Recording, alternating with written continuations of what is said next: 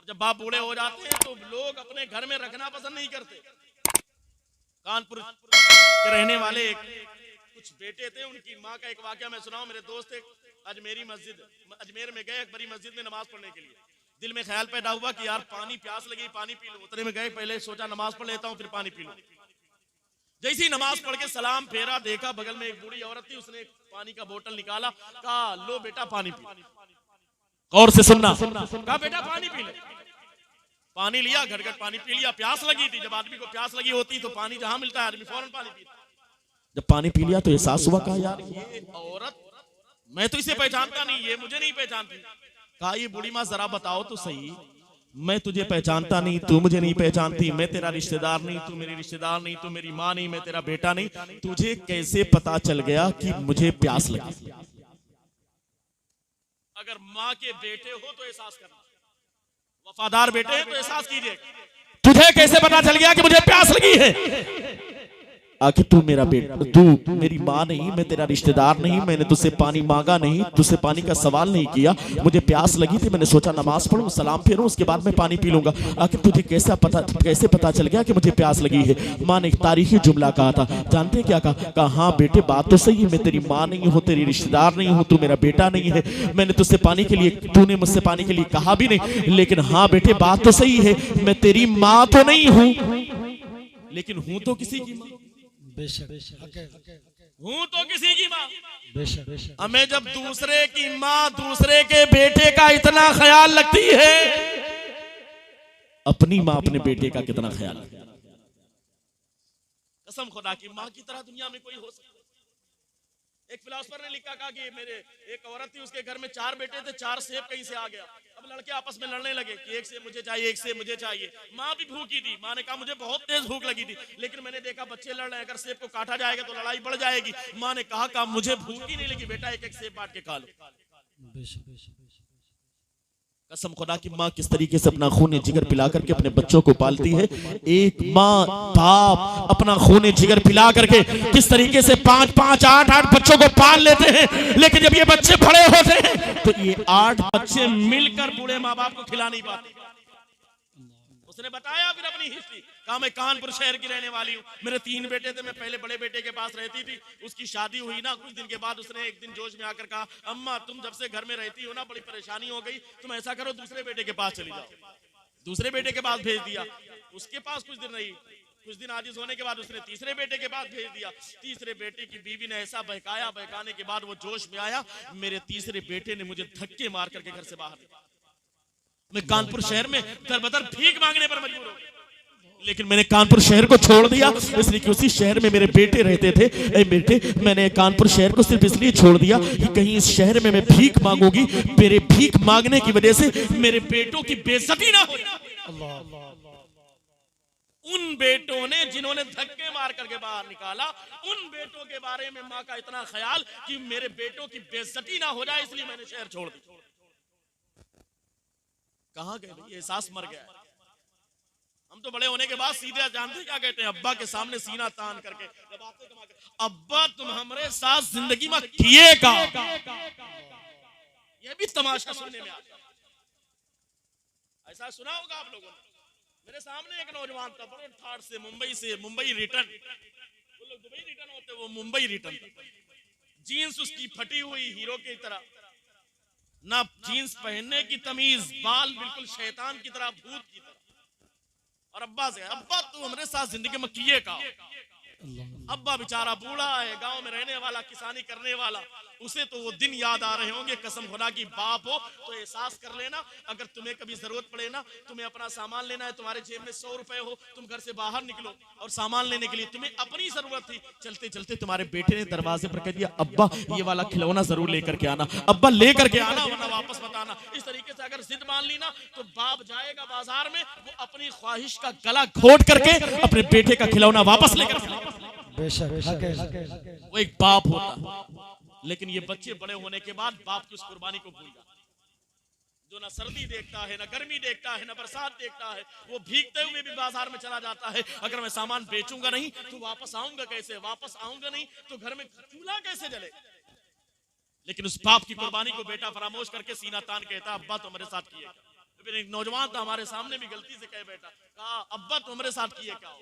मैंने देखा, कहा हाँ बात तो सही। अब अब्बा बेचारा क्या है, बूढ़ा आदमी, गांव का रहने वाला, सर झुका करके सुन रहा, क्योंकि अगर ना सुने तो कुछ ऐसे नालायक लड़के होते जो मारने भी लगते,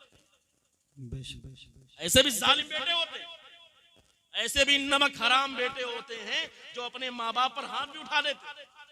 मैंने देखा है, अपनी निगाहों के सामने देखता है। हम लोग के पास कभी कुछ मसाइल आते हैं फैसले के लिए, तो बेटा अपनी माँ को गाली दे रहा, मारने के लिए आगे बढ़ता, वो सर झुका करके, बिल्कुल उसकी आंख में आंसू है, खून के आंसू है, लेकिन करे तो क्या करे। बेटा कहता है तान करके, अब्बा तुम्हारे साथ किया क्या? मैंने उसको बुलाया, मैंने कहा हाँ बेटे बात तो सही, बिल्कुल तू सच बोल रहा। जब इतना कहा ना तो उसने सोचा यार ये मौलाना तो हमारे मतलब की निकला, करीब आ गया। मैंने कहा हाँ बात तो सही है। कहा हजरत मैं बिल्कुल सही कह रहा हूँ, मेरे घर में कुछ नहीं था, मैं मुंबई गया, मुंबई जाने के बाद मैंने कमाया, कमाने के बाद मैंने पैसा भेजा है, तब जाके ये घर बना। ये गाड़ी देख रहे सामने? मैंने कहा हाँ गाड़ी। कहा अभी 2 महीना पहले निकलवाया, किस्त जमा कर रहा हूँ। अब्बा के टाइम में तो मोटरसाइकिलों नहीं रही, हम तो 4 व्हीलर निकलवाएंगे। बहुत अच्छी बात। कहा हजरत चौराहे पर दुकान भी लिया है, कुछ नहीं बनाए रहे अब्बा, बस वही किसानी खेती जिंदगी ऐसे बर्बाद है। ये दुकान मार्केट जो बनी है मेरी अपनी बनवाई हुई। बहुत अच्छी। कहा हजरत हमारा अकाउंट भी है, बैंक ऑफ बड़ौदा में भी है और HDFC में भी। बहुत अच्छी बात। कहा उसमें पैसा भी है। कहा बहुत अच्छी बात। मैंने कहा तुम्हारे अंदर जो पर्स है, पर्स में ATM है, ATM जिस बैंक का है उसमें जितना पैसा है वो तुम्हारा है, ये गाड़ी भी तुम्हारी है, ये घर तुम्हारा बनवाया हुआ है, ये दुकान जो मार्केट में है वो भी तुम्हारी है, सारी चीजें तुम्हारी। कहा हाँ सब हमारी।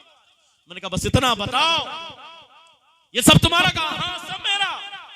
मैंने जब तुम पैदा हुए थे, तुम्हारी डिलीवरी हुई, तुम्हारी माँ को तकलीफ हुई, तुम्हारा बाप लेकर गया हॉस्पिटल में या घर के अंदर डिलीवरी हुई, और डिलीवरी होने के बाद जब तुम पैदा हुए तो क्या तुम्हारे माँ बाप का एहसान कम है कि पैदा होने के बाद तुम्हारे माँ बाप ने तुमको किसी डस्टबिन में या किसी कूड़ेदान या नाली में नहीं फेंका? जिस टाइम पैदा हुए, पैदा होने के बाद माँ बाप ने उठाकर नाली में नहीं फेंका, तुमको कूड़ेदान में नहीं फेंका। देखा करो, न्यूज पढ़ा करो, खाली यूट्यूब पर खुरापात मत देखा करो, न्यूज भी देख लिया करो, रोजाना न्यूज देखो। कहीं पर किसी डस्टबिन में कोई लड़का मिलता है, कूड़ेदान में कोई बच्चा मिलेगा, कहीं वॉशरूम में, कहीं बाथरूम में, ऐसी ऐसी फोटो भी आती, कलेजा मुंह को आ जाता है कि जिंदा बेटा पड़ा हुआ है, कुत्ते नोच नोच कर है ना किसी का बेटा हो। यार हमारे माँ बाप तो कितने अच्छे थे कि पैदा होने के बाद उन्होंने हमें गटर में नहीं फेंका, अपने घर में रख लिया। रखने के बाद माँ ने किस तरीके से पाला, अपना खूने जिगर पिलाया, किस तरीके से पैरों में तेल लगाया है माँ ने, तब आज इस लायक हम हैं कि अपने पैरों पर खड़े। कौन ऐसा है जो खड़े होकर के ये कह दे कि नहीं मेरी माँ ने मेरे पैरों में तेल नहीं लगाया, रोजाना मालिश की है, तब जाकर ये ताकत आई है, तब अपने पैरों पर खड़े। शान से कहते हैं मैं अपने पैरों पर खड़ा हूं, आप अपने पैरों पर नहीं खड़े। ये माँ बाप का एहसान है जो आपको अपने पैरों पर खड़े किए। इसलिए हज़रात गिरामी नाफरमानी ना करो माँ बाप की, इसलिए कि माँ बाप की नाफरमानी करोगे उसके बाद अगर किसी दरगाह पर भी चले जाओगे कोई वली भी तुमसे राजी नहीं होगा।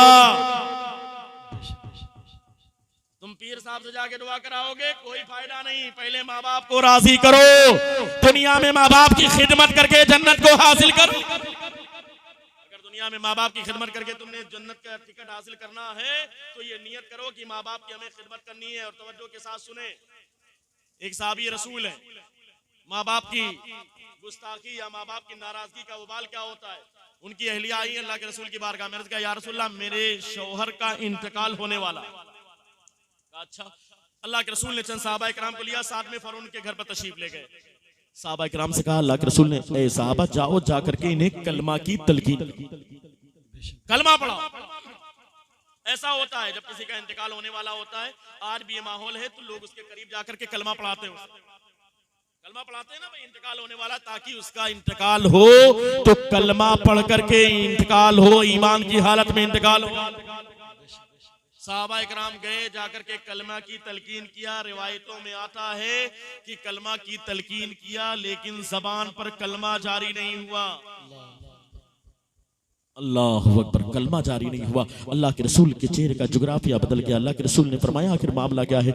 उनकी अहलिया से कहलवाया गया। सहाबा इकराम ने कहा कि आखिर मामला क्या है, जरा बताओ तो सही। अल्लाह के रसूल के करीब आई। अल्लाह के रसूल फरमाते हैं जरा बताओ तो सही, क्या इसके खानदान में कोई जिंदा है।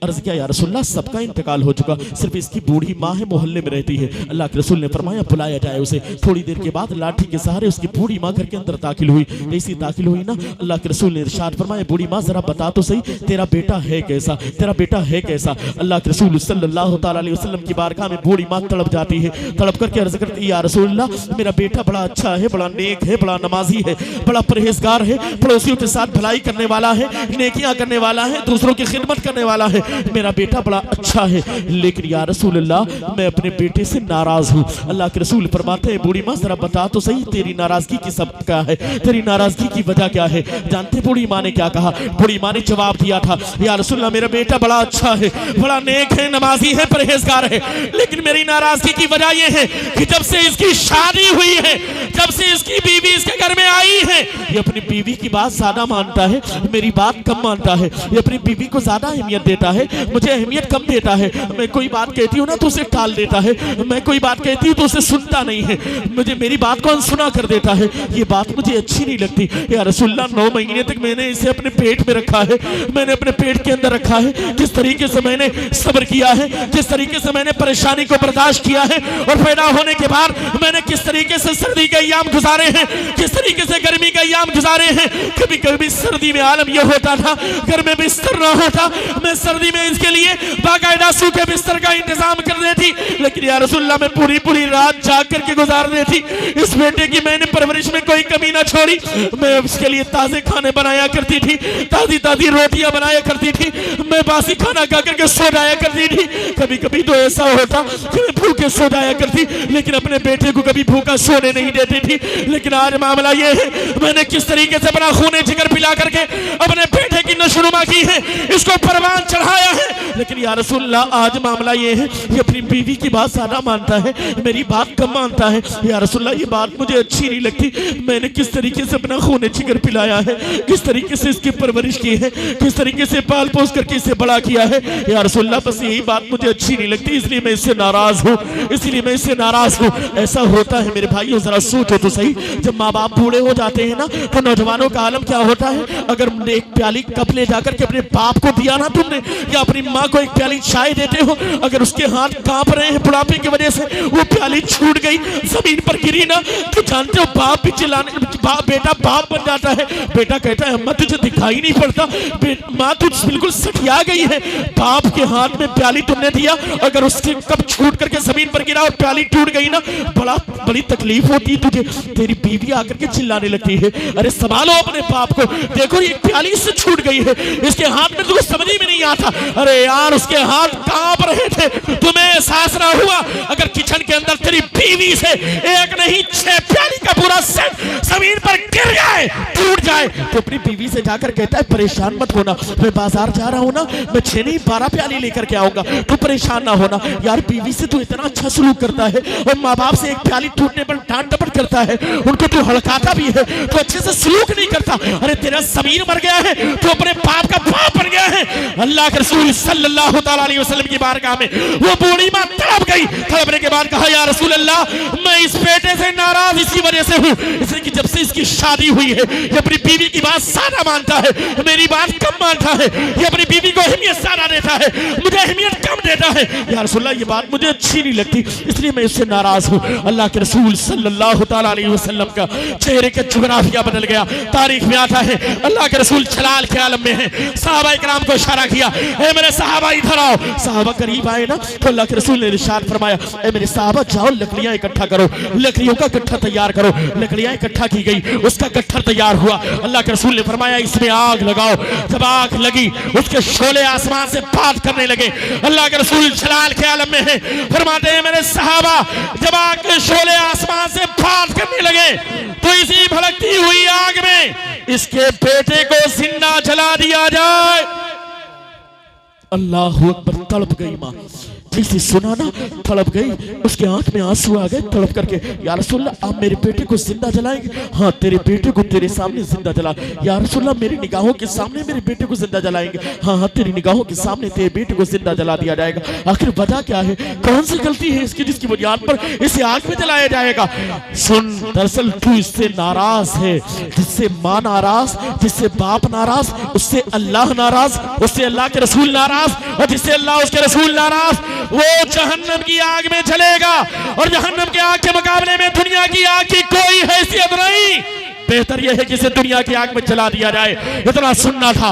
माँ तड़पती है, तड़प करके अल्लाह के रसूल की बारगाह में फरियाद करती है, या रसूल अल्लाह फिदा का अभी वो उम्मी, या रसूल अल्लाह मैं जानो दिल से आप पर कुर्बान हूँ, लेकिन इतना करम करें, अगरचे मेरा बेटा नाफरमानी कर रहा था, अगरचे मेरे अपने बेटे से नाराज थी, लेकिन या रसूल अल्लाह आज मैं इसकी इस कोताही को माफ कर देती हूँ, आज अपनी इस बेटी की गलती को माफ कर देती हूँ, आज अपनी इस बेटे की कोताही को माफ कर देती हूँ। या रसूल अल्लाह मैं इससे राजी हो जाती हूँ, इसने गलती की है लेकिन आज मैं इसकी कोताही को माफ कर देती हूँ। इतना कहना था। अल्लाह के रसूल सल्लल्लाहु तआला अलैहि वसल्लम ने सहाबा इकराम से दोबारा कहा, ऐ साहबा जाओ जाकर के कलमे की तलकीन करो। सहाबा इकराम दोबारा गए उनके करीब, जाने के बाद कलमे की तलकीन किया। रवायतों में आता है कि दोबारा सहाबा इकराम ने कलमे की तलकीन किया, उनकी जुबान पर कलमा जारी हो गया, कलमा जारी हो गया जुबान पर। जैसे कलमा पूरा हुआ, कलमा पूरा हुआ, रूह कब्र से उनसे से परवास करके इंतकाल हो गया, जान निकल गई उनकी, लेकिन कलमा पढ़ करके इंतकाल हुआ। गुस्ल दिया गया, कफन पहनाया गया, अल्लाह के रसूल इस जनाजे में शरीक हुए, कब्रिस्तान में गए, दफन किया गया। दफन करने के बाद उसी कब्रिस्तान में, उसी कब्र के करीब खड़े होकर के रहमत दो आलम सल्लल्लाहु तआला अलैहि वसल्लम ने एक तारीखी जुमला इरशाद फरमाया था, आज से तकरीबन 1400 साल पहले। सुन्नी मुसलमानों, वो तारीखी जुमला हो सके तो अपने सीने में लेकर के जाना। वो तारीखी जुमला ये था, अल्लाह के रसूल हदीस पाक में इरशाद फरमाते हैं, ए मेरे सहाबा याद रखना, तुम में किसी इंसान ने अगर अपनी बीवी को अपनी माँ पर ज्यादा फजीलत दिया, अपनी बीवी को अपनी माँ पर ज्यादा अहमियत दिया, अपनी बीवी की बात ज्यादा मानी, माँ की बात कम मानी, बीवी की बात मानने से इनकार नहीं है, बीवी की हर जायज बात मानी जाए, लेकिन उसको माँ पर फजीलत दिया जाए ये गवारा नहीं है, उसको माँ पर ज्यादा अहमियत दिया जाए ये गवारा नहीं है, इसलिए कि माँ हक का हक ज्यादा होता है। ए मेरे सहाबा याद रखना, तुम में अगर किसी इंसान ने अपनी बीवी को अपनी माँ पर ज्यादा अहमियत दिया, अपनी बीवी को अपनी माँ पर ज्यादा फजीलत दिया, तो याद रखना अल्लाह ना तुम्हारी नमाजों को कबूल फरमाएगा, न तुम्हारी ज़कात को कबूल फरमाएगा, न तुम्हारे रोज़े को कबूल फरमाएगा, अल्लाह तुम्हारी कोई भी नेकी कबूल नहीं फरमाएगा। बेशक उसकी कोई नेकी कबूल नहीं होती जो अपने माँ बाप का गुस्ताख होता, बेशक कोई नेकी कबूल नहीं होती जो अपने माँ बाप का नाफरमान होता। हज़रात गिरामी, अभी भी वक्त है, आज इस प्रोग्राम में आए हैं, अल्लाह के घर के सामने इरादा करें, गलती हमसे कभी भी हुई है, लेकिन आज इरादा करें कि इंशाअल्लाह ताला अपने घर में जाएंगे तो अपने माँ बाप से माफी जरूर मांगेंगे इंशाअल्लाह। जिनके भी माँ बाप जिंदा है और जिनके माँ बाप का इंतकाल हो गया, वो टेंशन में ना आए, वो कब्रिस्तान चले जाएं, वहीं पर जाकर के माफी मांग लें। हो जाता है कभी कोई बात हो जाती है, जबान से निकल जाती है। अगर माँ बाप जिंदा हैं तो माँ बाप से माफी मांगिए, और माँ बाप जिंदा नहीं है तो कब्रिस्तान में जाएं, वहां पर माफी मांगे नियत करके। और अगर कब्र भी पता ना हो तो दो लकीर कीजिए अपने घर के अंदर, माँ के कदमों की तरफ, बाप की पेशानी की तरफ खड़े हो, नियत कर लें, इंशाअल्लाह अल्लाह का करम होगा तो वहीं पर माफी मिल जाएगी। बताइए, हाथ उठा करके माफी मांगेंगे इंशाअल्लाह, हमें इसमें कोई नुकसान नहीं है।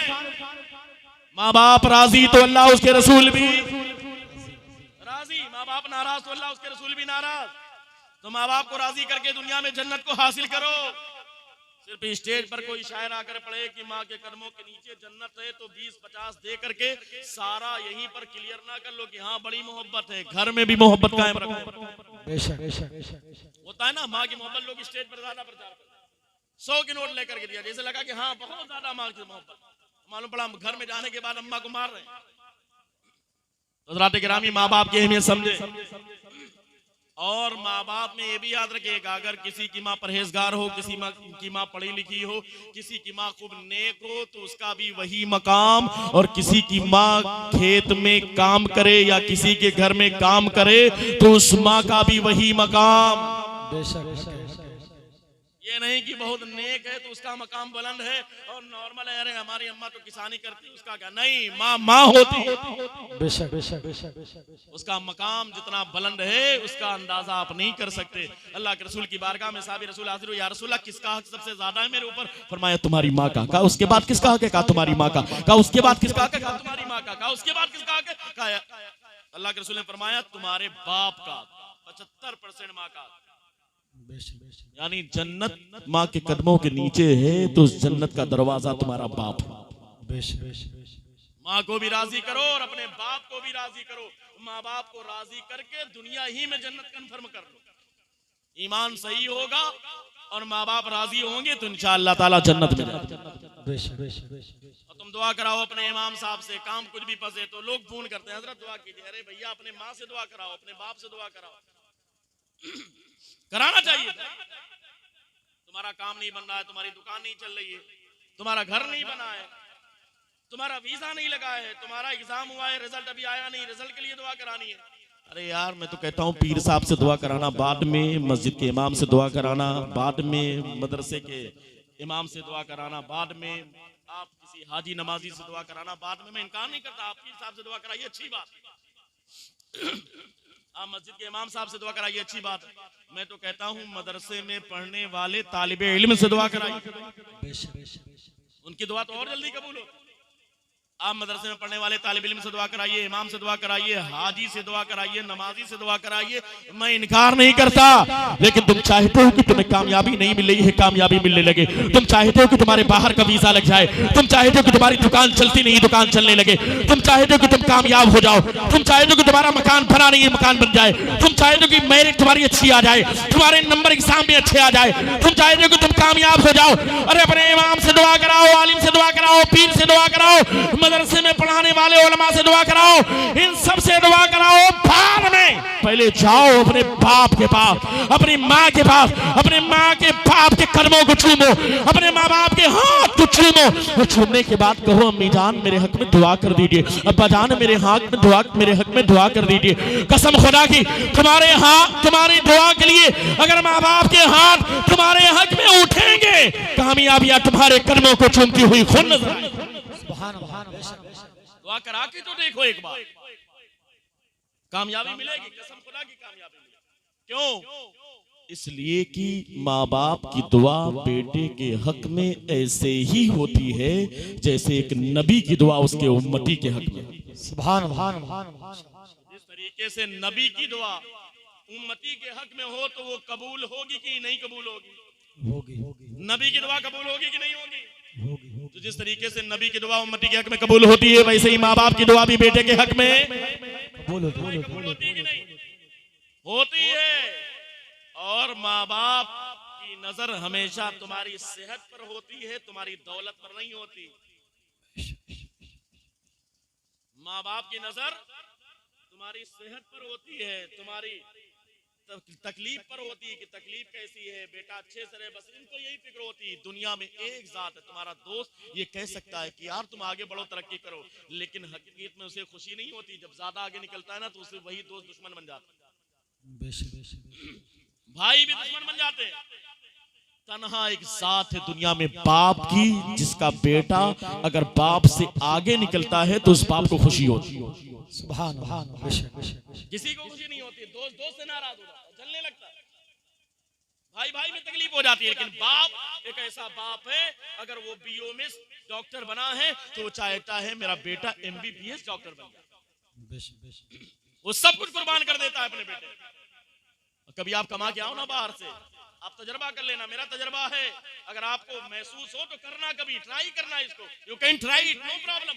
आपका कभी कोई सफर हो बाहर से, आप आओ ट्रॉली बैग लेकर के, लगेज लेकर के, आप एयरपोर्ट पर आओ या आप स्टेशन पर आओ, आपके हाथ में हैंड बैग भी है, लगेज भी है, सामान भी है, आप सामान लेके घर पे आओ। तुम्हारी माँ हो या तुम्हारा बाप हो, याद रखना तुम्हारे सामान पर तुम्हारे भाई की नजर पड़ सकती है, तुम्हारे सामान पर तुम्हारी बहन की नजर पड़ सकती है, तुम्हारे सामान पर तुम्हारी बीवी की नजर पड़ सकती है, तुम्हारे सामान पर घर के दूसरे लोगों की नजर पड़ सकती है, लेकिन एक माँ होती है या बाप होता है, खासतौर से माँ की नजर तुम्हारे सामान पर नहीं बल्कि तुम्हारे चेहरे पर पड़ती है।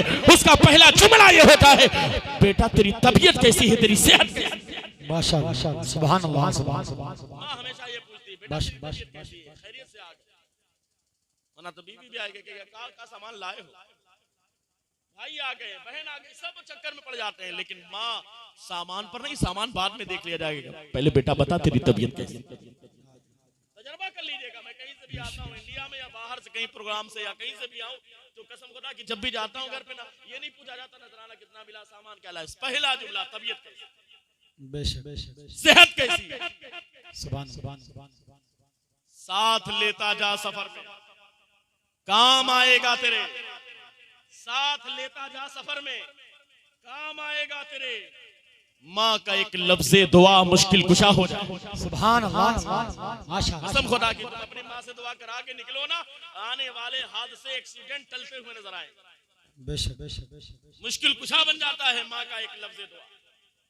ऐसे माँ बाप के साए की न कदरी न कर, ऐसे माँ बाप के साए की न कदरी न कर, धूप काटेगी बहुत जब ये शजर कट जाए। बेशक। माँ बाप चाहे बूढ़े हो ना, बिस्तर पर भी पड़े हो, बड़ा इत्मीनान होता है, बड़ा सुकून होता है। लेकिन जिस दिन ये चले जाते हैं ना, कसम खुदा की बड़ा अफसोस होता है। अफसोस उस वक्त होता है अगर माँ बाप हैं, जिंदा हैं, बूढ़े हो गए, उनकी खिदमत करके दुनिया में जन्नत हासिल करो। और जब खिदमत करने जाओ, बस एक बात और बता दूं, 1 मिनट में बड़ी तेजी के साथ, क्योंकि मेरा वक्त पूरा हो चुका है, 1 घंटे से ऊपर ओवर टाइम चल रहा है, लेकिन तवज्जो के साथ सुन ले। जब कभी खिदमत का मौका आए तो पुराने पाक में फला तकुल्लु माँ, अपने माँ बाप को उफ तक ना कहो। क्या ना कहो? अपने माँ बाप को उफ तक ना कहो। मसूफ की तफसीर कर दूं, एक तफसीर इमाम राजी की, एक तफसीर फकीर कादरी की, मेरी तफसीर सुन लीजिए। मिसाल के तौर पर चाय रख दीजिए। मिसाल के तौर पर इमाम राजी फरमाते हैं 12 मानी गिनाते हैं, और एक तफसीर और सुन लीजिए, बस 2-4 मिनट के बाद फिर चाय पिलाना, पानी पिलाना, शरबत बना के लेकर आप तैयार हो गए। मिसाल के तौर पर कहां आपका प्रोग्राम बना नौजवानों का ईद के बाद पीवीआर जाने, बिग बाजार वगैरह या कहीं लखनऊ इलाहाबाद जाने का, आप गाड़ी पर बिल्कुल बैठ गए, तैयार हो, आपके फ्रेंड्स आ गए, दरवाजे पर गाड़ी पहुंची, आप भी बिल्कुल well up to date, jeans एकदम टाइट, टी शर्ट भी टाइट, बिल्कुल निकल रहे थे, दरवाजे पर पहुंचे, जैसे गए जा रहे थे, आवाज आई घर से, बेटवा, अब फंस गए। अब अम्मा कौन काम बताए नहीं, कहीं अम्मा तो बेटवा ऐसा करो, चौराहा पर चले जाओ, फला सामान लेके। इस उफ से भी अल्लाह ने मना किया, कसम खुदा। और इमाम राजी 12 मानी गिनाते, एक माना सुन लीजिए। इमाम राजी फरमाते जब तुम्हारे माँ बाप दोनों बूढ़े हो जाए ना, दोनों बूढ़े हो जाए या एक बूढ़ा हो जाए, और नौबत ये आ जाए कि बिस्तर पर पाखाना और पेशाब करने लगे, गलासत बिस्तर पर होने लगे, गंदगी बिस्तर पर होने लगे, ऐसी नौबत आ जाए तो बेटों की जिम्मेदारी है कि उस गंदगी को साफ करने के लिए बेटे खुद जाएं। और जब साफ करने के लिए करीब जाएं तो उस गंदगी की बदबू की वजह से अपने नाक पर रुमाल भी ना रखें कि कहीं माँ बाप के दिल में ये ख्याल पैदा ना हो जाए कि आज मेरा बेटा मुझसे नफरत करने लगा। इसलिए कि ना जाने कितनी गंदगी हमने अपने बाप के ऊपर और कितनी अनगिनत गंदगी हमने अपने माँ के ऊपर की है, लेकिन कभी भी माँ ने हमको झिटका नहीं, दूर नहीं किया। कौन बेटा ऐसा होगा जो कहे कि नहीं हमने पेशाब नहीं किया अपनी माँ के? कितनी गंदगी हमने की है माँ के ऊपर, बाप के ऊपर, लेकिन कभी उठा करके बाप ने फेंका नहीं, माँ ने फेंका नहीं, कभी झटका नहीं, कभी बदबू की वजह से दूर नहीं कि इसको दूर करो, नहीं। आज नौबत ये आ गई कि तुम्हारे माँ बाप इस नौबत को पहुंच चुके हैं, अब बेटों का यही तो वक्त है माँ बाप की खिदमत। अगर ऐसा मौका मिले तो माँ बाप की खिदमत करके दुनिया में जन्नत हासिल करो। सिर्फ पैसा देने का नाम खिदमत नहीं है, बल्कि कभी हाथ से बड़े हो जाए तब भी बूढ़े हो गए ना, कभी पैर दबा लिया करो, कभी पूछ लिया करो। कसम खुदा की, बाप से अगर 2 मिनट बैठ करके तुम प्यार से बात कर लोगे ना, वो 2000 नहीं 10,000 से भी ज्यादा बेहतर। इसलिए माँ के पास जाकर के बैठा करें, हाल चाल पूछा करें, बोझ हल्का हो जाता है सीने। लेकिन कहाँ टाइम है भाई, आज के दौर में तो इतना मामला, घर भी आए बैठे भी अगर माँ के पास तो निकाल लिया मोबाइल, उसमें लग गए। अभी यूट्यूब पर चूंकि मीटिंग चल रही है, फेसबुक पर बहुत ज्यादा इंपॉर्टेंट मीटिंग है, उसके बाद कॉल आने लगी, बाहर निकले, फ्लाइट छूटने का खतरा।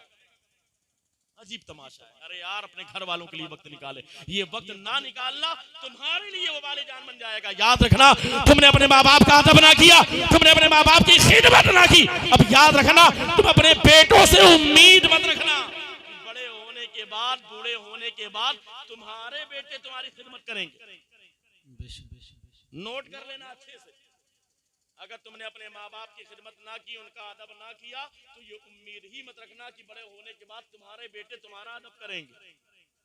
इसलिए कि अल्लाह के रसूल सल्लल्लाहु तआला अलैहि वसल्लम ने इरशाद फरमाया, कमा तदीनो तुदान, जैसा तुम करोगे वैसा ही तुम्हें बदला दिया जाएगा, जैसी करनी वैसी भरनी। जैसा करोगे वैसा, जैसा बोगे वैसा काटोगे। तुमने माँ बाप का कभी सहारा नहीं बने, तुम माँ बाप की खिदमत कभी करने के लिए तैयार नहीं हुए, माँ बाप से सीधे मुंह बात नहीं किया। अब बेटा बड़ा हो गया, तुम जा रहे हो बाबा बाबा ऐसा ताबीज दो बेटवा हमार कहे में आ जाए। कैसे कहे में आ जाए? तुमने बीज ही ऐसा बोया है। कामी का एक आखिरी जुमला, अपने बच्चों को हलाल खिलाओ, हलाल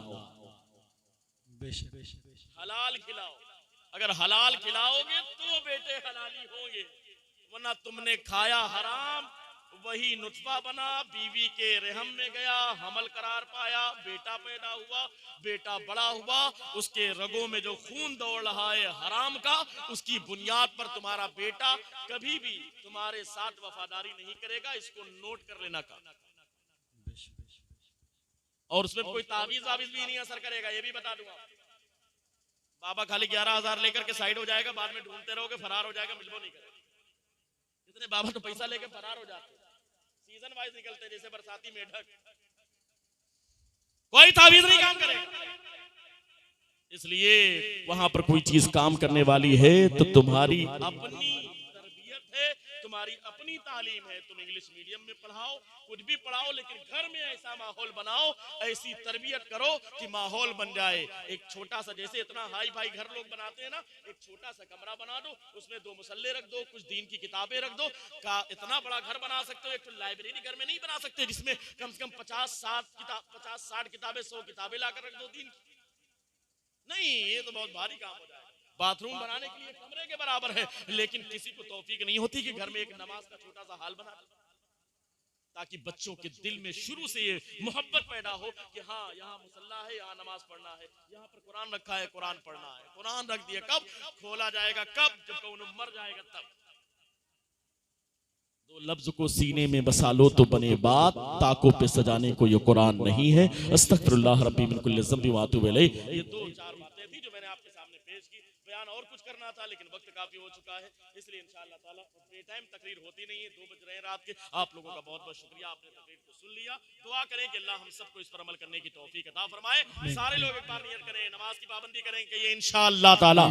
और माँ बाप से जाएंगे घर तो माफी कौन कौन मांगेगा जरा बता दीजिए। मांगेंगे सब लोग इंशाअल्लाह? इंशाअल्लाह।